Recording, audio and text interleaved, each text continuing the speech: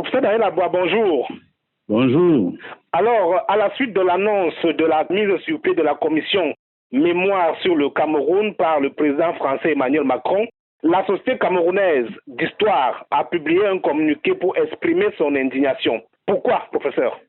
Pour la simple raison que quand on parle d'histoire, il y a ceux qui font métier de l'écriture de l'histoire, de l'enseignement de l'histoire, on appelle les historiens. Et qu'on accepte que d'un côté, pour une commission mixte, il y a une historienne du côté de la France et du côté du Cameroun, il y a un chanteur. Je crois que c'est une attitude qui ne peut pas être acceptée, quelles que soient les raisons qu'on puisse nous donner.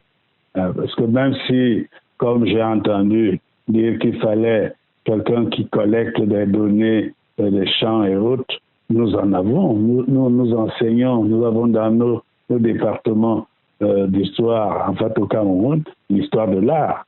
Nous avons l'enseignement de l'histoire du patrimoine. Donc nous avons des gens qui peuvent effectivement, comme historiens, faire ce travail. Donc même quand le président Macron passait ici, il disait il y a une commission mixte d'historiens français et camerounais. Alors que maintenant, on nous trouve un chanteur du côté camerounais, je trouve que c'est une insulte. C'est discourtois. Si je comprends bien, votre indignation repose sur le choix des personnes, des hommes. Pas des hommes en tant que tels. Vous savez, la dame qui représente la France, je la connais bien, elle a fait de bons travaux, elle mérite bien son poste et on le lui a donné. C'est pas parce que c'est pas le Bibi, en fait, le chanteur qui me gêne.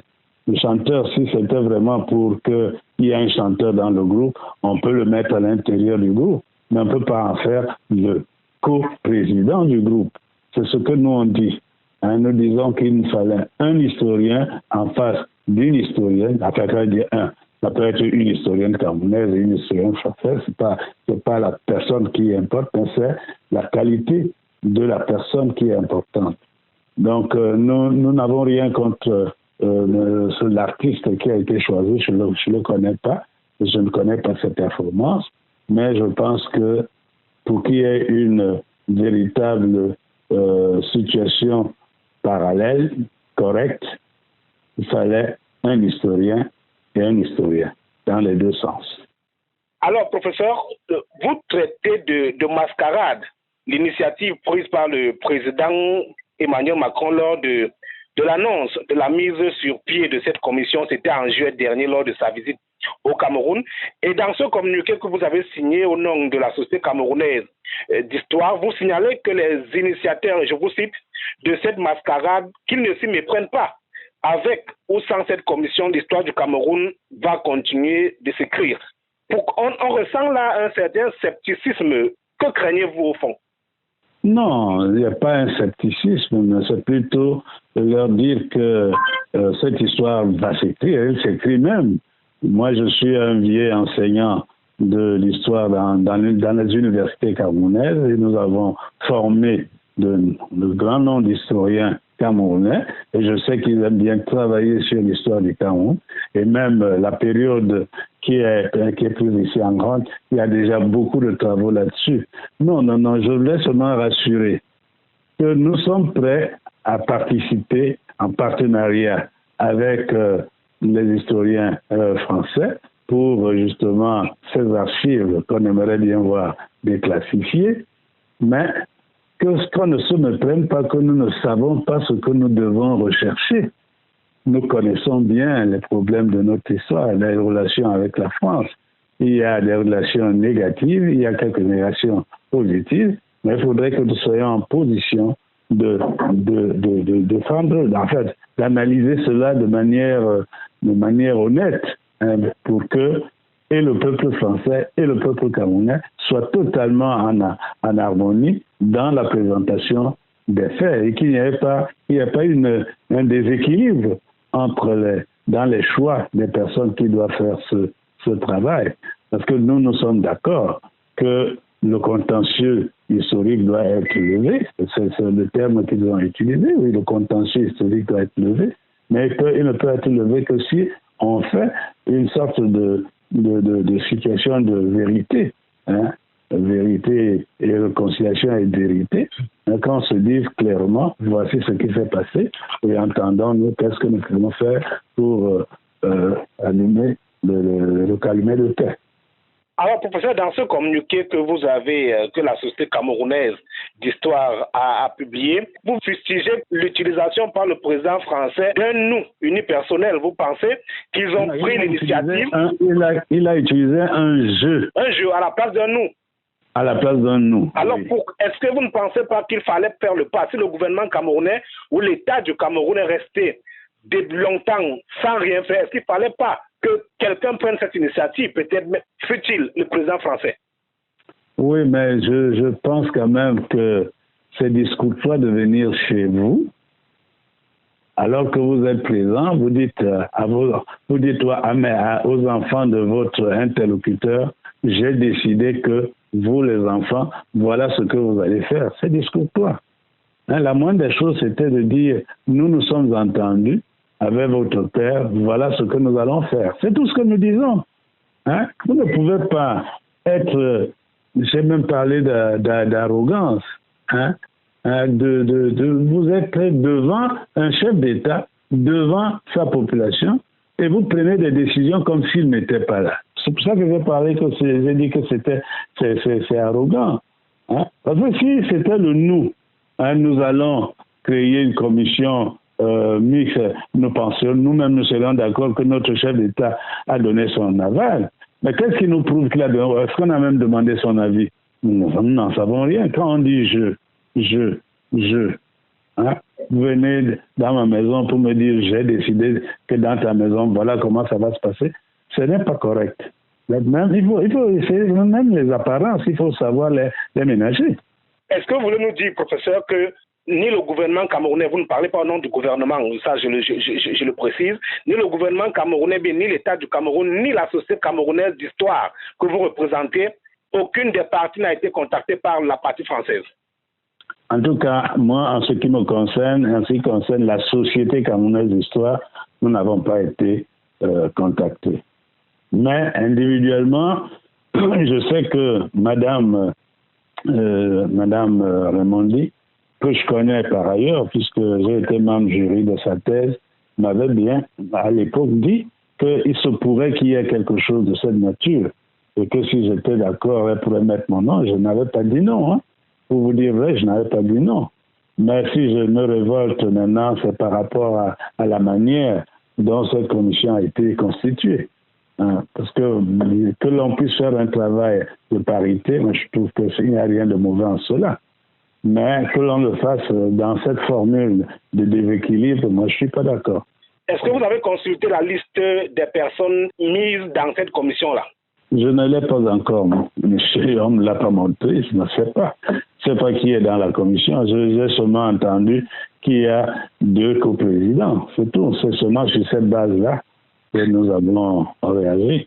D'accord. Professeur, pourquoi jusqu'ici le Cameroun, ou du moins l'État camerounais, est resté silencieux? Peut-être la Société camerounaise d'histoire pouvait initier quelque chose de ce genre. Pourquoi attendre aujourd'hui que le président français prenne l'initiative pour que des critiques fusent de toutes parts? Non, il faut dire quand même que depuis 2020, le chef de l'État camerounais, à travers son ministre des Affaires de la Culture, des Arts de la Culture, a créé une commission pour l'écriture de l'histoire générale du Cameroun. Une commission dans laquelle je suis même vice-président. Donc il y a eu une volonté, beaucoup d'historiens, des archéologues, des linguistes, des anthropologues, des sociologues, des historiens de l'art ont été dans cette commission et ont travaillé pour que justement ce travail de réécriture, de l'écriture de l'histoire du Cameroun se fasse. Bon, ça a connu quelques retards, mais je pense que ça va être lancé à tout moment. Le gouvernement camerounais n'est pas resté totalement insensible. Au contraire, il a pensé mettre en place une commission où les intellectuels camerounais devaient apporter leur contribution pour justement l'écriture de cette histoire générale du Cameroun. Et n'oubliez pas qu'avant cela, le ministère de de l'information à l'époque avait sorti une encyclopédie qui apportait quelques éléments justement de cette histoire de notre pays. Alors, professeur, qu'est-ce que vous craignez derrière cette commission? Est-ce que vous pensez que les résultats de cette commission pourront être les résultats que tout le peuple camerounais attend, quand on sait que généralement, là, c'est le politique qui s'intéresse déjà aux scientifiques, si on peut le dire ainsi? Est-ce que vous avez la certitude que les résultats qui vont sortir de cette commission vont rétablir toute la vérité que le peuple camerounais attend? Mais c'est pour cela que nous réagissons, pour qu'on ne fasse pas une mascarade, qu'on fasse véritablement un travail scientifique qui puisse apporter un éclairci sérieux dans la connaissance. Les archives à déclassifier, ce n'est pas nous qui avons dit. Le président Hollande, en passant par ici, avait dit qu'on allait procéder à cette déclassification. On a attendu. Le président Macron est venu dire qu'il va mettre en place une commission mixte d'historiens. Maintenant, c'est historiens et chanteurs. C'est pour ça que ça nous gêne. Nous voulons véritablement, nous sommes prêts à participer à ce travail de parité pour que tout le monde en profite. Hein, parce que je sais, par exemple, cette dame, elle a fait un travail très important dans sa thèse. J'ai vu qu'elle a fouillé vraiment dans les archives. Elle connaît bien les archives où se trouve un certain nombre de vérités historiques.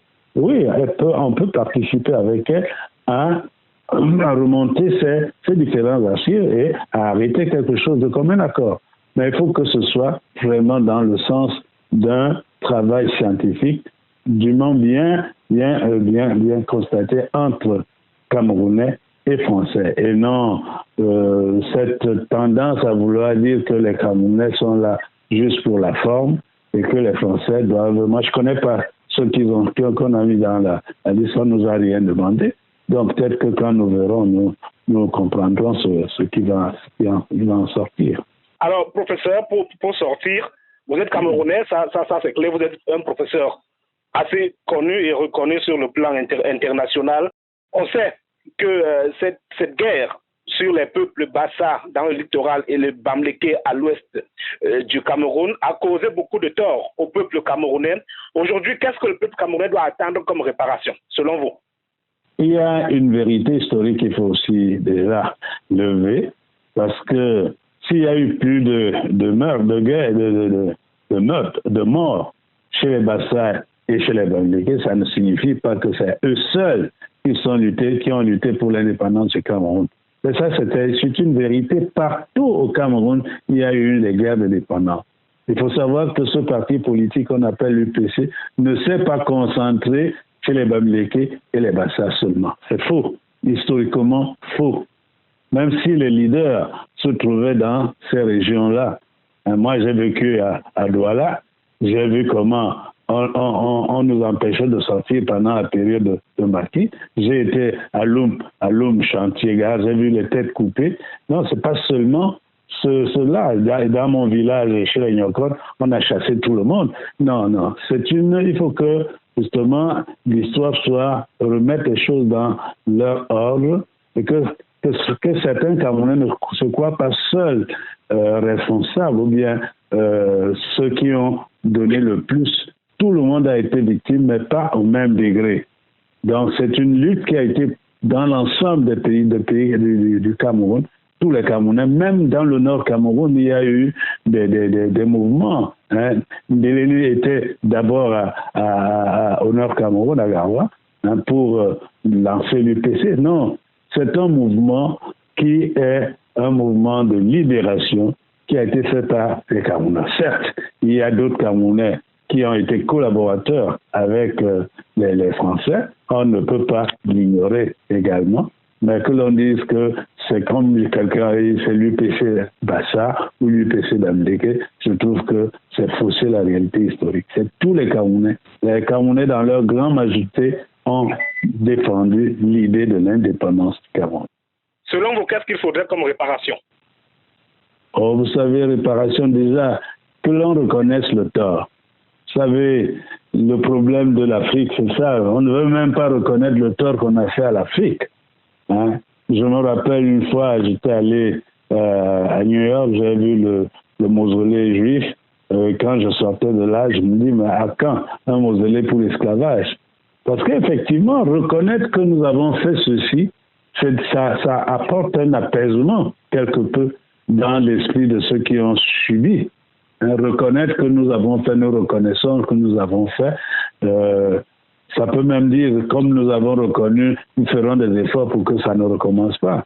Or, vous savez, aujourd'hui, non seulement on ne parle pas, on ne veut même pas parler de l'indépendance de l'Afrique, mais on parle de la néocolonisation de l'Afrique, de la post-colonie en Afrique. Non, ça, c'est des choses qui poussent plutôt les Africains à revendiquer une indépendance, comme si celle qu'ils ont obtenue n'était pas réelle. Donc, réparation, première des choses, reconnaître ce qui a été fait. Vous vous rappelez qu'il y a un président français qui avait demandé que l'Assemblée française vote une loi sur les bienfaits de la colonisation. Vous vous rendez compte? Si l'Algérie n'avait pas réagi à l'époque pour protester contre cette idée, on serait en train d'enseigner aux enfants que la colonisation a été une bonne chose. Non, il faudrait reconnaître déjà ce que l'on a fait de mauvais, et à partir de là, on cherche les moyens de réconciliation. Donc, nous ne sommes pas nécessairement pour les réparations, mais s'il y a réparation, la première, c'est de reconnaître les méfaits de la colonisation. Professeur Daniel Aboua, merci. Je vous en prie, merci.